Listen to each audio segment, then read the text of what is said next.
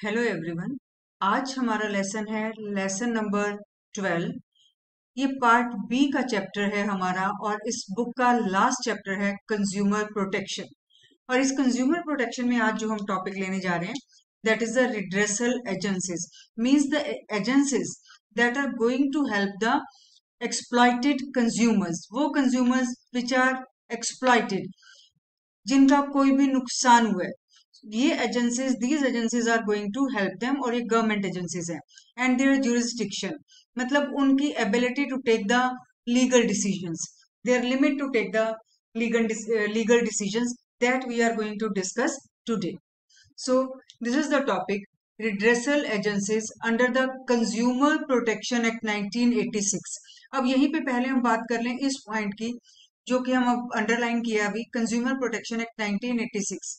अभी कुछ hardly 4-5 years back एक क्वेश्चन आया था, name the act which is made to protect the consumers. उनमें से 70% बच्चों ने ये गलत किया था because they only knew that this is a consumer protection act, लेकिन उनको उसका ईयर याद नहीं था। 1 mark का ये क्वेश्चन था और आप ये मानिए कि 50% से ज्यादा बच्चों का ये गलत है। तो और जो बिल्कुल सिंपल सी बात है जिसके ऊपर पूरा चैप्टर बेस है। So these agencies, redressal agencies which are going to be made, which are made to give the redressal, to give the compensation to the exploited consumers, these are the government agencies. These are also made under the Consumer Protection Act 1986. अब बात करते हैं कि ये कौन कौन सी हमारी agencies हैं और इनकी क्या क्या लीगल लिमिटेड है लीगल डिसीजंस लेने के लिए। 3 एजेंसीज हैं।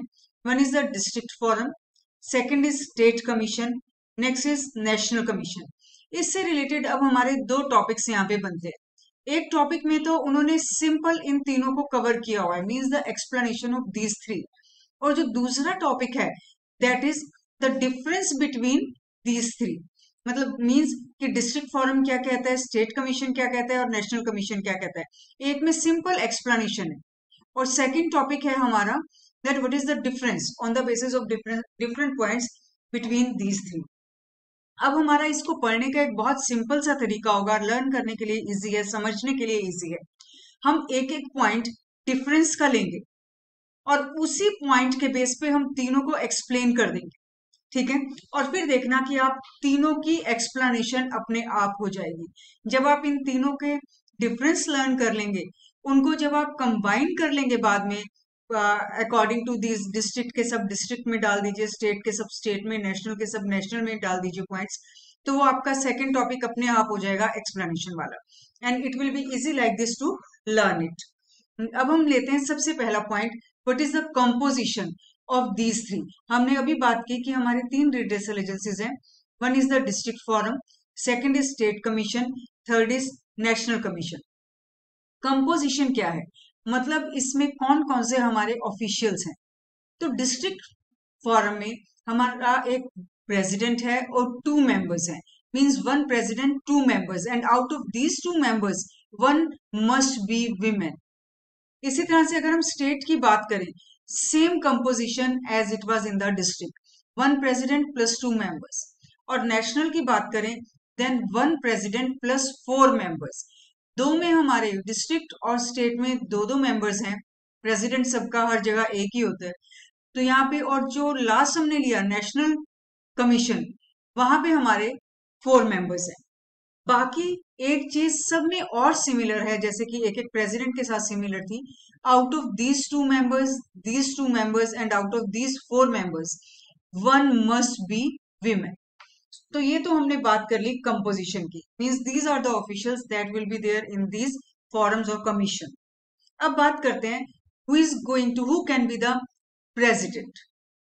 फर्स्ट ऑफ ऑल अब हम लेते हैं डिस्ट्रिक्ट फॉरम। डिस्ट्रिक्ट फॉरम का प्रेसिडेंट कौन बन सकता है।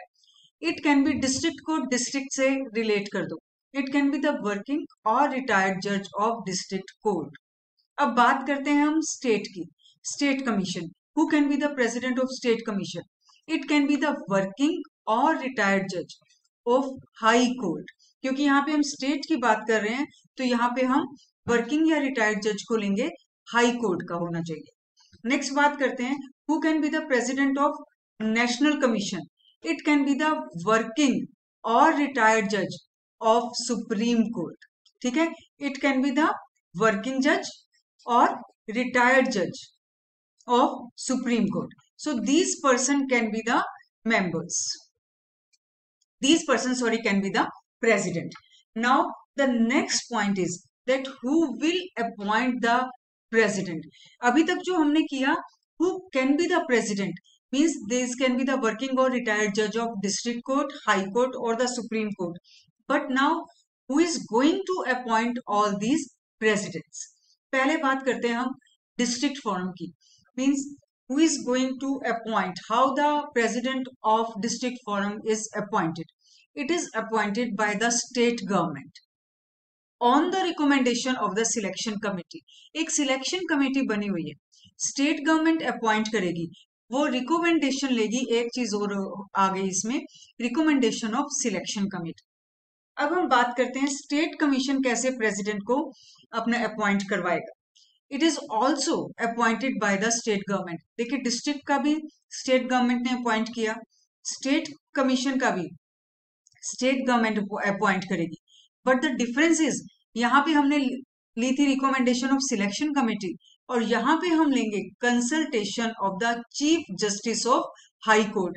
अब आप ध्यान से अगर अपना पिछला पॉइंट देखो, who can be the president in the state commission? It can be the working or retired judge of high court. And how this president will be appointed? It will be by the consultation of chief justice of high court.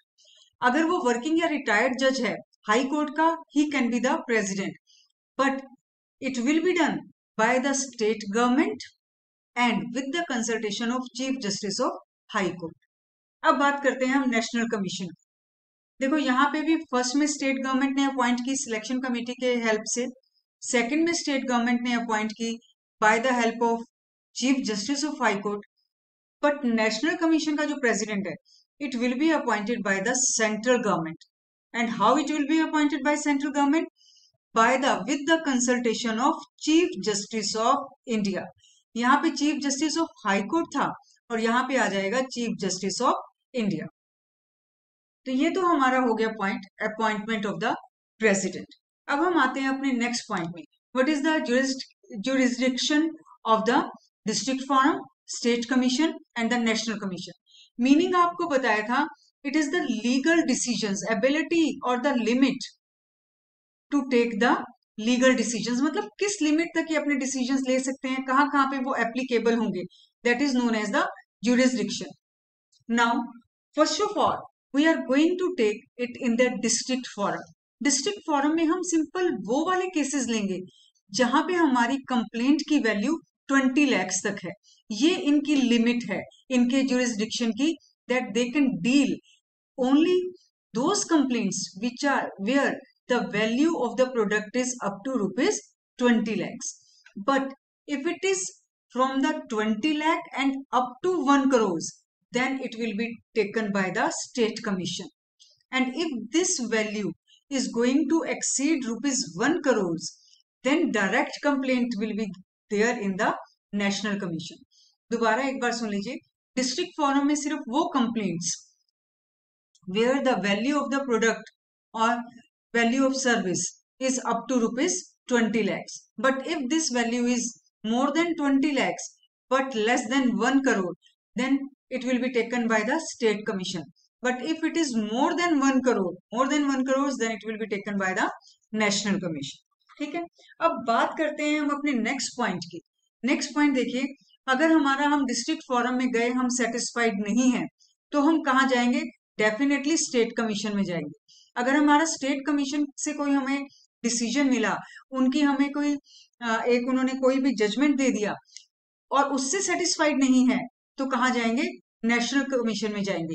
और national commission से अगर हम satisfied नहीं है, तो कहाँ जाते हैं? हम सुप्रीम कोर्ट में जाते हैं बेटा. ठीक है. तो ये हमारा यही नेक्स्ट पॉइंट है. मतलब अगर एक से सेटिस्फाइड नहीं है, तो हम नेक्स्ट की तरफ मूव कर जाएंगे. देखिए, अपील अगेंस्ट अदर्स मीन्स